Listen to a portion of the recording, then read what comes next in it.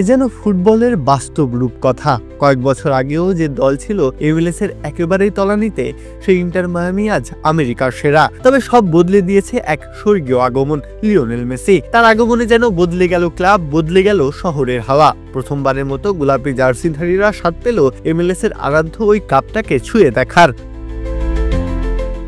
শনিবার রাতে fort লডারডেলের Chase stadium রূপ নিল উৎসবের নগরীতে। MLS কাপের ফাইনালে ভ্যানকুভার হোয়াইটক্যাপসকে 3-1 ব্যবধানে হারিয়েই ট্রফি উঁচিয়ে ধরল মায়ামি। লিগস কাপ সাপোর্টার্স শিল্ডের পর তাদের ট্রফি ক্যাবিনেটে যে শিরোপা ছিল না, তাই যুক্ত হলো। আর সবকিছুর মূলে ওই একজনই, লিওনেল মেসি। যদিও ফাইনালে গোল আসেনি জাদুকরের পা থেকে, তবু পুরো ম্যাচের সার্বজনীন নায়ক ছিলেন তিনি। গোল করা নয়, গোল করানোর কারিগর হিসেবেই আবির্ভূত হলেন যেন।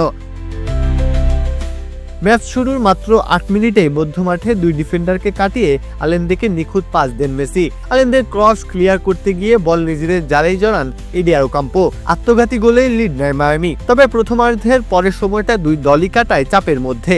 দ্বিতীয়ার্ধ শুরু হতেই সমতায় ফেরে ভ্যানকুভার। মনে হচ্ছিল রূপকথা বুঝিয়ে ধীরে ধীরে ঝাপসা হয়ে আসছে।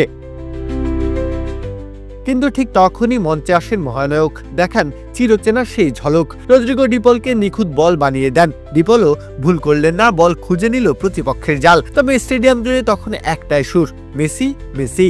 ম্যাচের যোগ করার সময় আবারও মেসির শিল্পীসুলভ অ্যাসিস্টে গোল করেন আলেন্দে। ট্রফি তখনই খুঁজে নেয় তার নতুন ঠিকানা। এক জাদুকরের গল্প, এক পাঞ্জেরির গল্প, যে এনে দেয় পূর্ণতা, যার ছোঁয়ায় ধূসর রং লাভ করে সজীবতা। মেসি সত্যিই কোনো জাদুকর, যিনি হাত দিয়ে যা ছুঁয়ে দেন তাই সোনা হয়ে যায়। প্রত্যহ কাব্য, খেলা ৭১।